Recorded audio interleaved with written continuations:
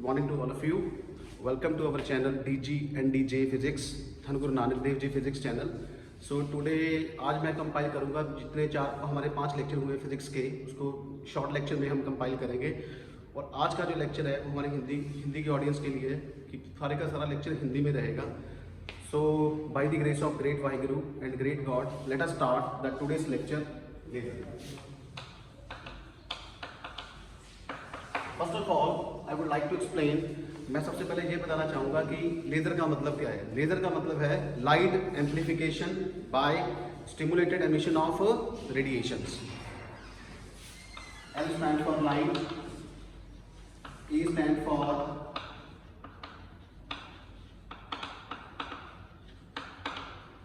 amplification, S का मतलब stimulated, E का मतलब होता है एमिशन और R का मतलब होता है रेडिएशन. तो लेजर का मतलब है light amplification by stimulated emission of radiation. तो ये इसका मतलब है लेजर का. अब लेजर चलती कैसे है? लेजर चलती है एक नैरो बीम में. लेजर कैसे चलती है दोस्तों, फ्रेंड्स, कैसे चलती है? एक नैरो बीम में. तो इसको हम बोलते हैं इट इज अ हाईली, ये क्या है? हाईली कोहेरेंट बीम है. हाईली कोहेरेंट बीम, ये एक हाईली कोहेरेंट बीम है. अगर हम इसकी कंपेयर करें ऑर्डिनरी जो हमारा सोर्स ऑफ लाइट है, कोई भी हमारा ऑर्डिनरी सोर्स ऑफ लाइट है, ये उसके कंपेरेबल हाईली कोहेरेंट बीम है. तो सबसे पहले मैं आपको इसकी वर्किंग बताना चाहूँगा कि लेज़र की वर्किंग है क्या. क्योंकि बहुत से बच्चों को लगता है कि ये एक बहुत ही मुश्किल काम है, जबकि एक बहुत ही आसान काम है लेज़र का. देखिए, एटम्स होते हैं, एटम्स में डिस्क्रीट एनर्जी लेवल्स होते हैं. ठीक है, हमारे पास दो तरह के एनर्जी लेवल्स होते हैं. एक होते हैं डिस्क्रीट, दूसरे होते हैं कंटिन्यूस. जो इस तरह के लेवल होते हैं फ्रेंड्स, इसको बोलते हैं डिस्क्रीट एनर्जी लेवल्स. इसको बोलते हैं डिस्क्रीट. सिर्फ एक ही एनर्जी लेवल पॉसिबल है, इसके बीच में कोई भी एनर्जी की वैल्यू पॉसिबल नहीं है. जैसे मैं आपको बताऊंगा कि हमारे पास एनर्जी लेवल E1 है, E2 है और E3 है. हमारे पास 3 एनर्जी लेवल हैं, E1, E2 और E3. जहाँ तो एनर्जी की वैल्यू E1 होगी फ्रेंड्स, जहाँ E2 होगी, जहाँ फिर E3 होगी. इन बिटवीन इसके बीच में कोई भी वैल्यू E1 और E2 के बीच में कोई भी वैल्यू अलाउड नहीं होगी. तो हम ये कहेंगे E1, E2 and E3 are called allowed energy values, allowed energy levels. And जो इसके बीच में रीजन है, जो इसके बीच में जगह है, स्पेस है, उसको हम कहेंगे, क्या कहेंगे इसको? That are forbidden energy levels. That are called, उसको क्या कहेंगे हम? वो क्या है? Forbidden energy levels. E1, E2, E3 allowed energy level and second we have continuous energy level. Continuous का दोस्तों फ्रेंड्स का मतलब ये होता है, कंटिन्यूस का मतलब ये है कि ऑल वैल्यूज, इसका क्या मतलब है? All values are allowed. E1 और E2 के बीच में सारी की सारी एनर्जी की वैल्यू क्या है? पॉसिबल है. और वो क्या है? Allowed value. और वो क्या है? अलाउड है. इसको हम बोलते हैं कॉन्टिन्यूस एनर्जी बैंड. लेकिन हम बात लेजर की कर रहे हैं, तो लेजर में हमारे पास फ्रेंड्स दो तरह के फिनोमिना होते हैं. एक फिनोमिना होता है हमारे पास स्पॉन्टेनियस एमिशन होता है, और दूसरा फिनोमिना होता है हमारे पास stimulated emission. So I will right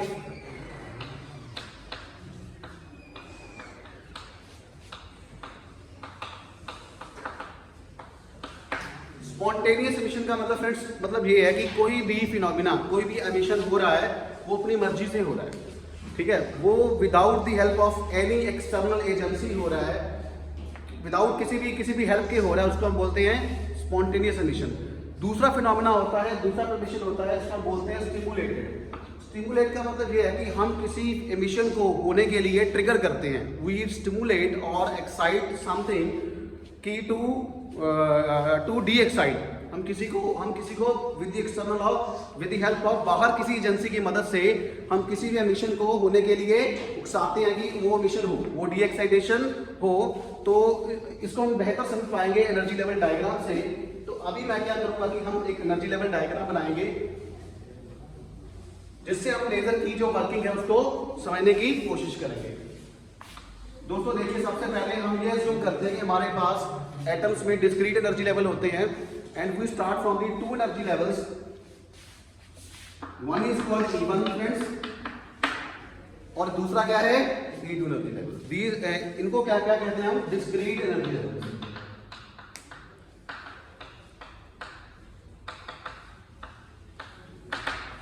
starting में इसको बोलते हैं ग्राउंड स्टेट, इसको हम बोलते हैं फ्रेंड्स एक्साइटेड स्टेट। जो इसमें नंबर ऑफ एटम्स है फ्रेंड्स वो है N1 और जो इसमें नंबर ऑफ एटम्स है फ्रेंड्स वो क्या है N2। शाबाश। और स्टार्टिंग में क्या होगा? स्टार्टिंग में क्या होगा? ग्राउंड स्टेट में एटम ज्यादा रहेंगे या एक्साइटेड स्टेट में ज्यादा रहेंगे? ग्राउंड स्टेट में ज्यादा रहेंगे। तो इनिशियली क्या होगा दोस्तों? N1 must be greater than N2। ये इनिशियली होगा फ्रेंड्स। अब जो एटम्स जहां पे बैठे हैं, ये जो एटम्स हैं ये जो जहां पे बैठे हैं इसको हम इक्विलिब्रियम स्टेट भी बोलते हैं। इक्विलिब्रियम स्टेट और मीन पोजीशन, इक्विलिब्रियम और मीन स्टेट। कोई भी एटम अपनी मर्जी से ग्राउंड स्टेट को छोड़ना नहीं चाहता। वो इसलिए क्योंकि ग्राउंड स्टेट क्या है? ग्राउंड स्टेट होती है minimum state of energy. Ground state क्या होती है? मिनिमम स्टेट ऑफ एनर्जी और स्टेबल स्टेट होती है। स्टेबल स्टेट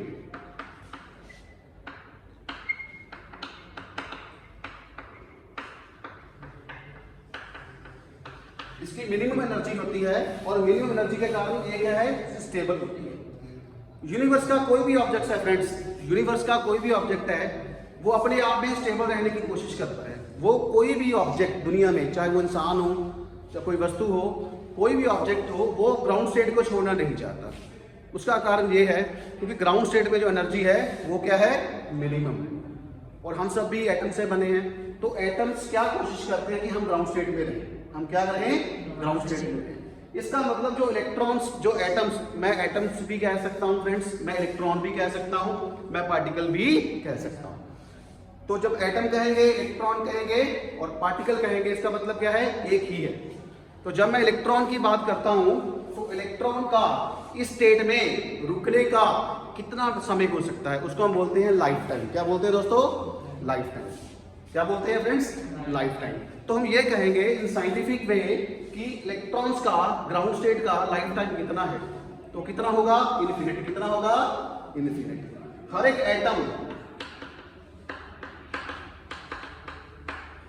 एटम जो, और इलेक्ट्रॉन कह सकते हैं या एटम कह सकते हैं, ग्राउंड स्टेट में इनफाइनाइट समय के लिए रुकना चाहता है। वो ग्राउंड स्टेट छोड़ना नहीं चाहता क्योंकि ग्राउंड स्टेट क्या? उसकी पसंदीदा जगह है। उसकी पसंदीदा जगह है तो वो ग्राउंड स्टेट को छोड़ना नहीं चाहता। अब होता क्या है कि जब हम बाहर से एनर्जी देते हैं, इसको बोलते हैं फोटोन। इसको क्या बोलते हैं फ्रेंड्स? Photon, incident photon. इसकी एनर्जी कितनी है? h new. इसकी एनर्जी कितनी है दोस्तों? h nu. ठीक है, तो E is equal to h nu होता है हमारे पास। ये आया है रिलेशन हमारे पास according to Max Planck. Max Planck ने ये बताया था कि जो लाइट है वो किससे बनी है? फोटोन से बनी है। किससे बनी है? Qantas of photons. और हर एक फोटोन की फ्रेंड्स कितनी एनर्जी है? h new. कितनी है? h new. देखिए, अगर हम चाहते हैं कि ये इलेक्ट्रॉन यहां से ग्राउंड स्टेट को छोड़ के एक्साइटेड स्टेट में जाए तो इसकी एनर्जी कितनी होनी चाहिए? सबसे पहले क्वेश्चन तो ये आता है कि इसकी एनर्जी कितनी होनी चाहिए? इसकी एनर्जी h न्यू होनी चाहिए जो कि बैंड गैप, इसको बोलते हैं E2 माइनस E1 का जो एनर्जी लेवल डिफरेंस है उसको बोलते हैं दोस्तों Eg। क्या बोलते हैं हम? Eg। अगर इंसिडेंट फोटोन की एनर्जी Eg के इक्वल है तभी जो इलेक्ट्रॉन है वो ग्राउंड स्टेट को छोड़ के कहां पे जाएगा? एक्साइटेड स्टेट में जाएगा। कहां पे जाएगा फ्रेंड्स? एक्साइटेड स्टेट में जाएगा। Otherwise it will not leave the state, ground state. ठीक है, H इज इक्वल टू मैं लिख सकता हूं E2 minus E1 is equal to Eg। तो जब इस एटम को बैंड गैप एनर्जी का फोटोन मिला तो क्या हुआ, इलेक्ट्रॉन कहां पे चला गया, एक्साइटेड स्टेट में चला गया। कहां पे चला गया फ्रेंड्स, एक्साइटेड स्टेट में चला गया। So I will make the diagram of second diagram.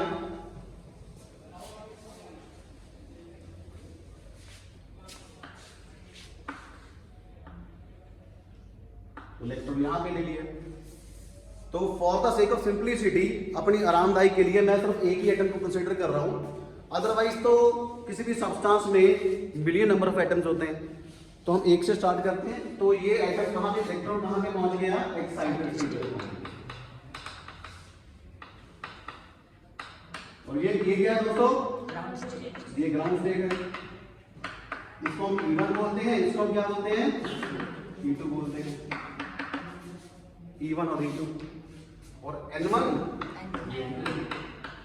अब होगा क्या, what is the life time of atoms, कि इलेक्ट्रॉन का एक्साइटेड स्टेट में रुकने का समय कितना होता है। इलेक्ट्रॉन्स का एक्साइटेड स्टेट में रुकने का समय कितना होता है। ये एक बहुत ही इंपॉर्टेंट क्वेश्चन है। ये एक बहुत ही इंपॉर्टेंट क्वेश्चन है कि इलेक्ट्रॉन कितने समय के लिए एक्साइटेड स्टेट में रुकेगा। तो इसका सिंपल सा आंसर है, इलेक्ट्रॉन बहुत कम समय के लिए एक्साइटेड स्टेट में रुकेगा, बहुत कम समय। और वो कम समय कितना होगा, वो कम समय होगा 10⁻⁻8 second, of the order of 10⁻⁻8 second. Electron इतने कम समय के लिए रुकेगा। कुछ बुक्स लिखती हैं 10⁻⁸ टू 10⁻10 सेकेंड, इतने कम समय के लिए। तो होगा क्या, एटम का इलेक्ट्रॉन क्या करेगा, फिर वापस आएगा नीचे, डीएक्साइटेशन। इस फिनोमेना को क्या बोलते हैं, डीएक्साइटेशन। क्या बोलते हैं, डीएक्साइटेशन। जब डीएक्साइटेशन होगी तो क्या होगा, जितनी एनर्जी कंज्यूम की थी उतनी एनर्जी क्या करेगा, वो सिस्टम को वापस करेगा। तो कितनी एनर्जी ली थी उसने, H कितनी थी, H एनर्जी को वापस कर देगा। ये जो फिनोमेना है फ्रेंड्स, जो अपने आप एटम नीचे आ रहा है, इलेक्ट्रॉन क्या हो रहा है, अपने आप, इलेक्ट्रॉन जो अपने आप नीचे आ रहा है, एटम जो अपने आप नीचे आ रहा है बिना किसी बाहर मदद के, without the help of any external agency. बाहर कोई भी फोटोन नहीं है, कोई इंसिडेंट फोटोन नहीं है। इसको क्या बोलते हैं, what is the name of this phenomena, क्या बोलते हैं इसको हम, स्पॉन्टेनियस इमिशन। क्या बोलते हैं, स्पॉन्टेनियस इमिशन। इसको हम स्पॉन्टेनियस इमिशन बोलते हैं फ्रेंड्स। तो अभी तक हमने दो फिनोमेना पढ़े हैं। फर्स्ट इज कॉल्ड स्टिमुलेटेड, ये क्या है फ्रेंड्स, स्टिमुलेटेड एब्जॉर्प्शन। और ये क्या है फ्रेंड्स हमारे पास है, स्पॉन्टेनियस इमिशन। लेकिन जैसे कि लेजर का जो नाम है, वो क्या है, स्टिमुलेटेड एमिशन। तो जो लेजर लाइट आती है वो स्पॉन्टेनियस इमिशन के कारण नहीं आती है, वो किसके कारण आती है, स्टिमुलेटेड इमिशन के कारण। तो हम थर्ड पार्ट 3 में पहुंच रहे हैं, जिसमें हम समझेंगे कि स्टिमुलेटेड एमिशन कैसे होता है, स्टिमुलेटेड एमिशन कैसे होता है। ठीक है,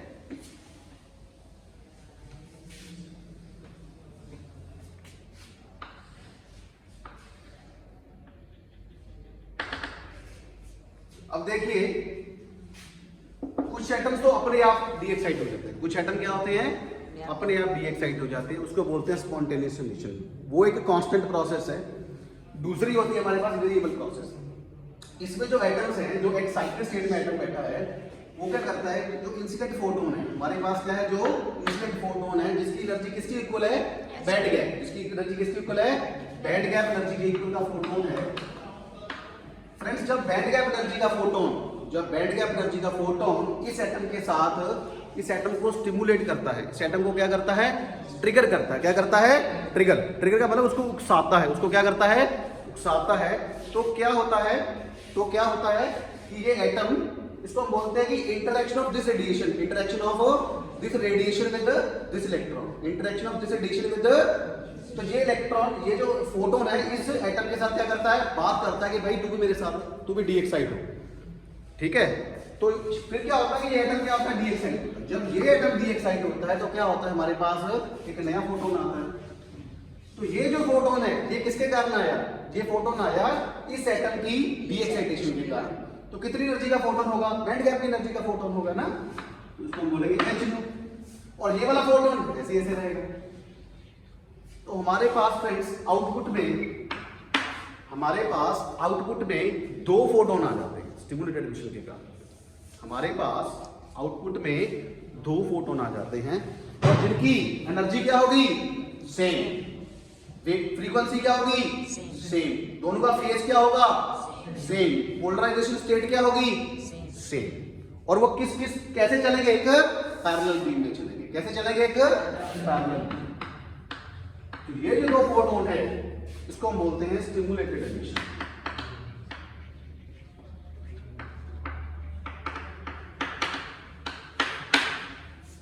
ये तो हमने किया एक एटम के लिए, तो एक एटम के कारण जो स्पॉन्टेनियस एमिशन का फोटोन था, ठीक है, जो इंसिडेंट फोटोन था वही क्या कर रहा है, एटम्स को, एक एटम को ट्रिगर कर रहा है कि भाई आप भी मेरे साथ नीचे आओ। तो at the end of the day हमारे पास क्या है, दो फोटोन्स आ, लेकिन सिस्टम में जो मीडियम है, लेजर मीडियम, उसमें कितने नंबर ऑफ एटम्स हैं, उसमें तो मिलियन नंबर ऑफ एटम्स हैं, लाखों एटम है। तो ये क्या करते हैं फ्रेंड्स, दो एटम क्या करते हैं, दो एटम, ये जो दो एटम है जो और एटम्स बैठे हैं ग्राउंड स्टेट पे, उनके साथ क्या करते हैं, ये स्टिमुलेशन क्या करते हैं, स्टिमुलेशन करते हैं, ट्रिगर करते हैं कि आप भी मेरे साथ आओ। तो दो से कितने फोटोन बन जाते हैं, दो से कितने बन जाते हैं, चार,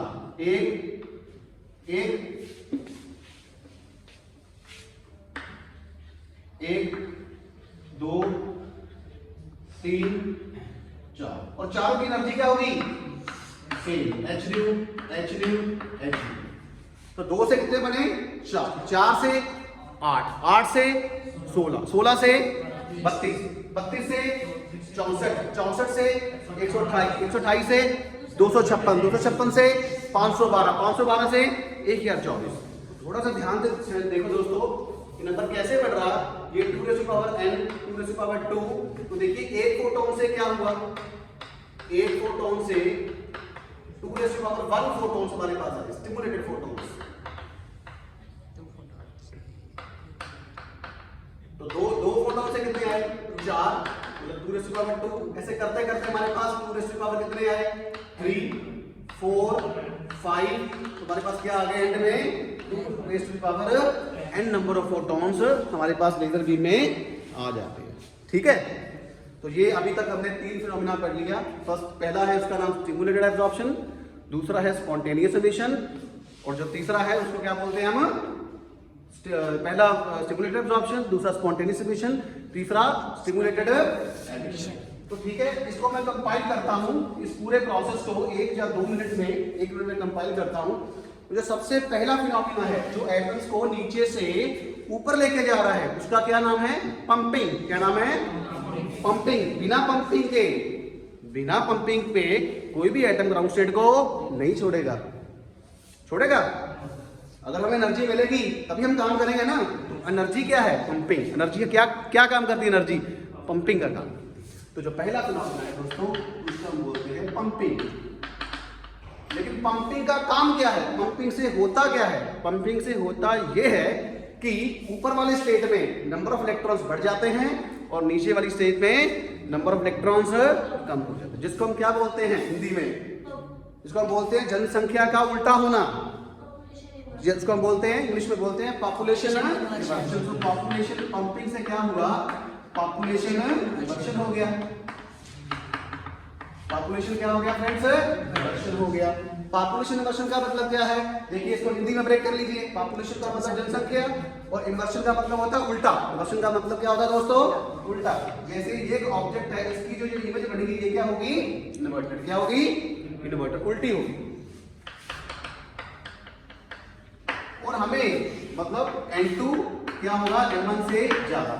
लेकिन हमें पॉपुलेशन इन्वर्शन चाहिए, लेकिन उसको अगर हमने अचीव कर लिया है तो उसको मेंटेन भी करना है। तो उसको मैं थोड़ा सा मॉडिफाई करूंगा।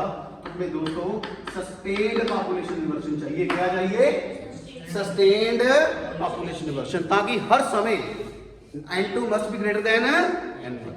ठीक है, और जब n2 ग्रेटर देन n1 होगा तभी क्या होगा हमारे पास, यस, तभी हमारे पास क्या होगा, स्टिमुलेटेड एमिशन होगा। क्या होगा हमारे पास, स्टिमुलेटेड एमिशन होगा और तभी हमारे पास क्या आएगी फ्रेंड्स, लेजर। क्या होगा, लेजर। तो ये अभी तक हमने 3 फिनोमिना को पढ़ा, ठीक है, पंपिंग, पॉपुलेशन इन्वर्शन और स्टिमुलेटेड। तो ये किसी भी लेजर एक्शन में, चाहे वो 2 लेवल लेजर है, चाहे वो 3 लेवल लेजर है, चाहे वो 4 लेवल लेजर है, तो उसके लिए ये एक बेसिक कंडीशन है कि कोई भी लेजर इस फिनोमिना पे काम करेगी, कोई भी लेजर इस फिनोमिना पे काम करेगी। तो ये एक बेसिक फिनोमिना है। तो हमने काफी इसको सिंप्लीफाइड तरीके में समझाया है। एक बार दोबारा से बताता हूं दोस्तों। पहले क्या होगा, पंपिंग। पहले क्या होगा, पंपिंग। पंपिंग से क्या होगा, एटम्स क्या होते हैं, नीचे से ऊपर जाते हैं, ग्राउंड स्टेट से एक्साइटेड स्टेट में जाते हैं। क्योंकि ग्राउंड स्टेट क्या होता है, लोअर एनर्जी लेवल, और एक्साइटेड स्टेट क्या होता है। दूसरा, पंपिंग से होता क्या है, पंपिंग से पॉपुलेशन इन्वर्शन अचीव होती है और मेंटेन रहती है। तो हमें क्या चाहिए, हमें सस्टेन्ड पॉपुलेशन इन्वर्शन चाहिए, जिससे कि N2 हर समय N1 से ज्यादा रहे। तीसरा, पॉपुलेशन इन्वर्शन के कारण क्या होता है, स्टिमुलेटेड एमिशन होता है। जब स्टिमुलेटेड एमिशन डोमिनेट करता है, जब स्टिमुलेटेड एमिशन डोमिनेट करता है, तो इससे क्या होती है, लेजर एक्शन। क्या होता है, और जो सबसे जो इंपॉर्टेंट प्रॉपर्टी है लेजर की, वो है हाईली कोहेरेंट। ये क्या है, एक हाईली कोहेरेंट बीम है। ये एक हाईली कोहेरेंट बीम है, ठीक है। एक इसका सेम फेज में रहता है ये,